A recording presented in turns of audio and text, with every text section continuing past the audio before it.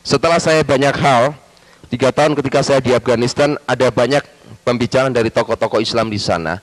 Kenapa orang Islam itu bisa benci sama orang Kristen? Satu, timbulnya roh iri hati. Tidak ada satupun ayat Al-Quran yang membicarakan bahwa umat Islam ini dijamin keselamatannya. Tidak ada satupun. Dan tidak ada satupun mengatakan bahwa bangsa Arab ini adalah umat pilihan yang diberkati oleh Tuhan. Ini enggak ada. Mereka iri. Mereka bertanya, untuk apa aku percaya kepada Al-Quran?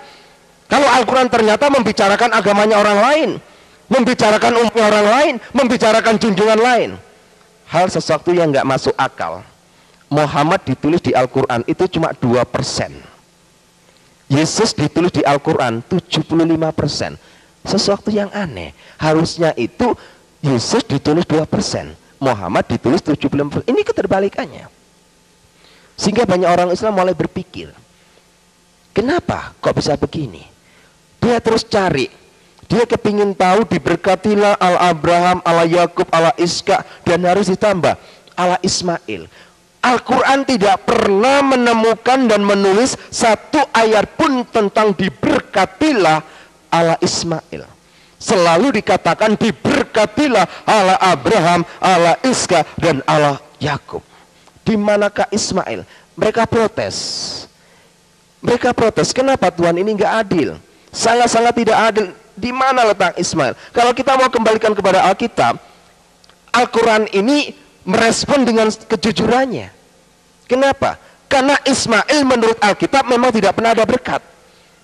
Ya, berkat yang dicurahkan Tuhan kepada Ismail dikarenakan satu hal, permintaan dari bapaknya. Kalau bapaknya tidak minta berkat kepada Tuhan untuk dicurahkan kepada Ismail, Tuhan nggak akan memberkati Ismail. Jadi Tuhan memberkati, menganugerahkan kepada Ismail karena permohonan Ibrahim. Sehingga Al-Quran tidak pernah, mereka mulai bingung. Kenapa? Dari kecemburuan inilah akhirnya mereka membuat satu hal yang sangat paten. Al-Quran tidak boleh dibahasakan. Al-Quran harus dibahasakan sesuai dengan bahasa aslinya. Apa yang terjadi di Indonesia? Terjadilah sebuah tatanan bahasa Iqra, tata cara membaca Al-Quran. Baca tok itu sudah ibadah. Baca tok itu sudah dapat pahala. Di akhir zaman, wong Kristen melok-melokan Iqra. Alkitab cuma dipocot tok, ora dilakoni. Kalau menurut orang Islam baca Al-Quran ini dapat pahala dan ibadah.